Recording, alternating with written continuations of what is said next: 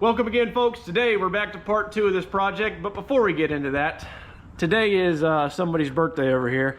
If you don't know, this is Kino. She is 6 years old today, and in dog years, she's getting to be an old lady. That's Parker over there. She's like 2.5.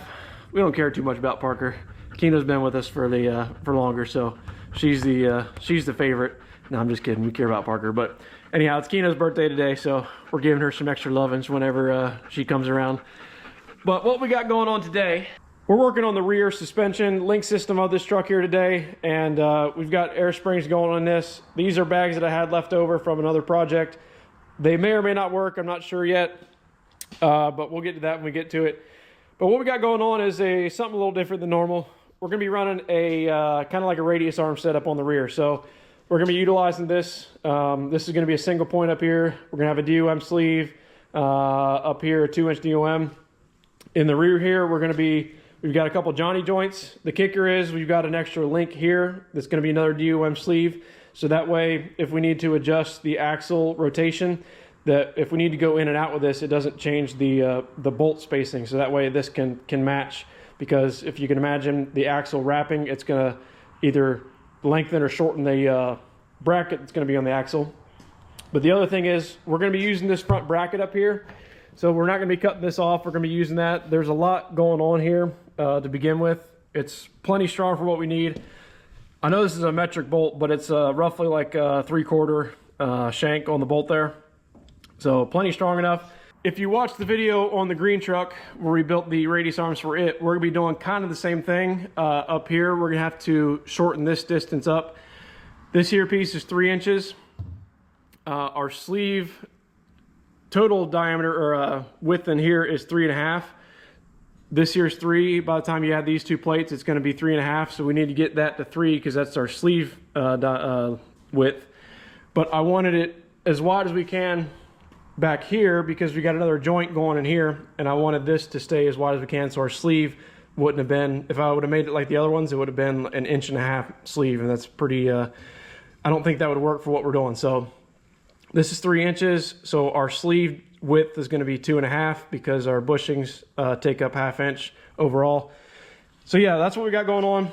We're gonna get started on this. I can't quite start taking this truck apart yet because I need to I got somebody else coming that I need the shop for to do a quick project. So what I'm gonna do is move this truck out of here, start getting these cleaned up, tacked together. It's gonna be a little challenging trying to get this here bent the way we need it to go in there. But I've been talking for a while now, so let's get to work.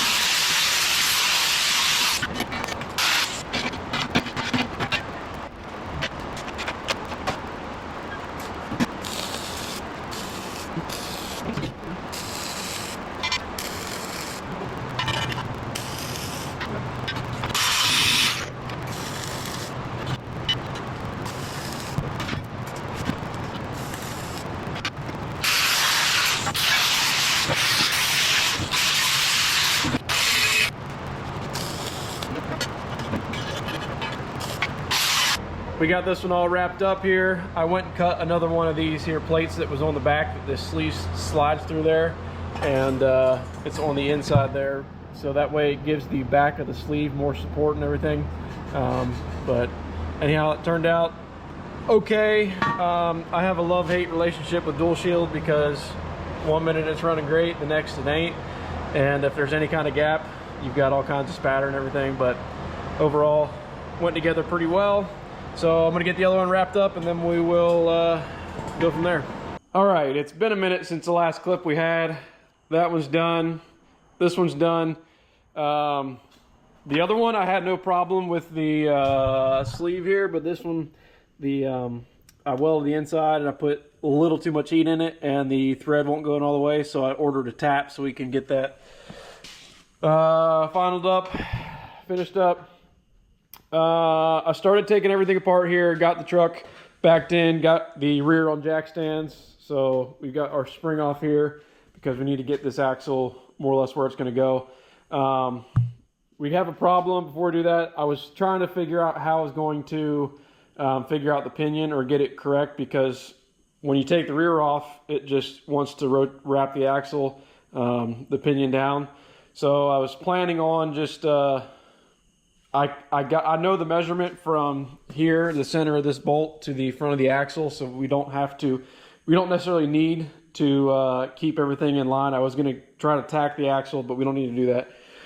I'm getting off topic here, but I was starting to figure things out, and I found a problem. So we got to do a little more digging before we can start taking this axle out. But anyhow, if you can tell. I don't know if the camera's in a good spot or not, but we got a lot of play here in this pinion. So we got the back up, and we're gonna take this cover off. We're gonna inspect that before we go any further with this, but I'm gonna pick that up in the morning. So we'll see you here in a few seconds. Back at it, got the cover pulled off. I'm not seeing anything too terrible that would cause concern for us not to reuse the ring and pinion. Again, there's some, I would just consider normal wear on it. There is a couple of places that, you know, don't look great, but it's, again, there's no chattering, there's no big score marks anywhere in it. So what we're gonna do is we're gonna switch gears a little bit. We're gonna get this axle completely separated from the truck and pull it out to the side so that I can work on the pinion bearings up front. So plan is get this axle out, start pulling everything off we need to, and then see if we can't go find some parts. Yeah, I'm not sure why it failed exactly, but some of this oil in here is pretty, looks like it might have had some water in it, so that definitely didn't help. But anyhow, we'll get this thing pulled out and see what we can do with it. Just took the drive shaft off, and we may have more of a problem than I think, because there's a lot of play in that. Could be some of the bearing, but we'll see. Getting ready to cut the U-bolts off because, for one, my socket isn't long enough to reach this, and two, these things, I'd probably fight them getting them off anyway, so we're just going to cut them and get this axle, get the leaf springs out of here, got the front bolts out, and let's get to work.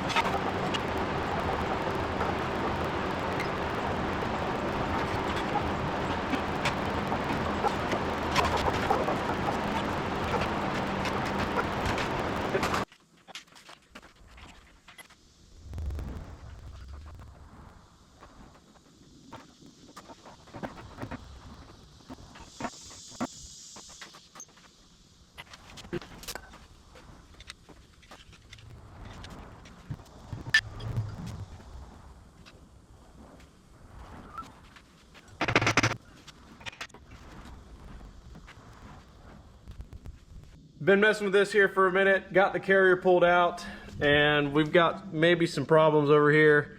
You see maybe the bearings are a little discolored in there.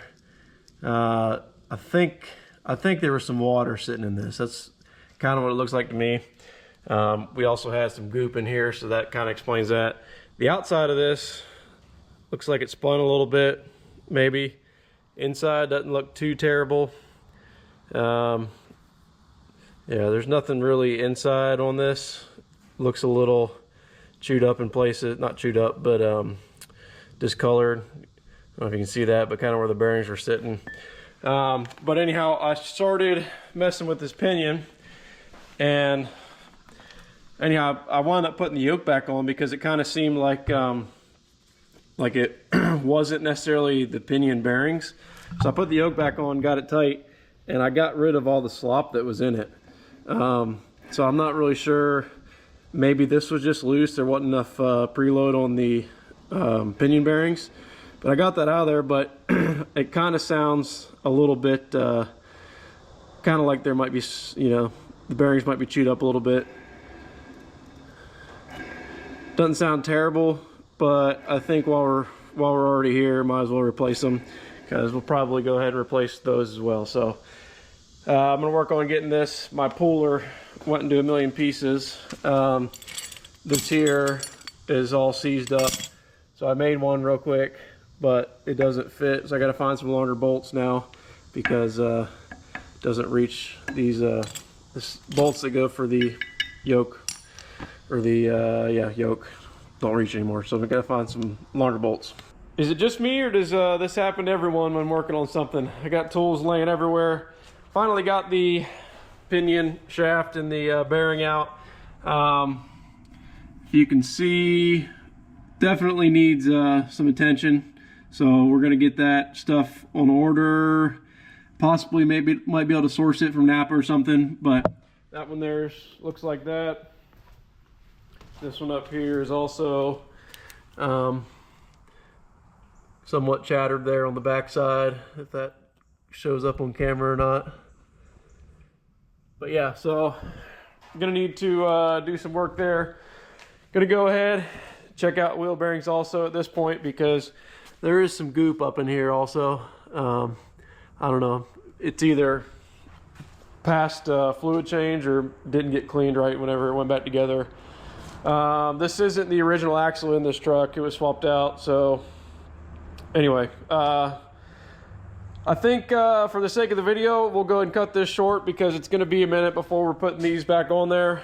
I'm going to inspect a few things first. We can start on putting everything onto the truck and probably get stuff done, but I want to inspect this and check stuff out, and then we'll put that back together, cut our purges off, and then we can seal it back up, start working on stuff. I'd really like to get the bearings or the races pressed out before we try to put this under the truck, but we'll see. We can do it under there if we need to, but anyhow. So yeah, for the sake of the video, we're gonna call it quits here. We got a couple things done, more to come. Appreciate y'all watching. See you on the next one.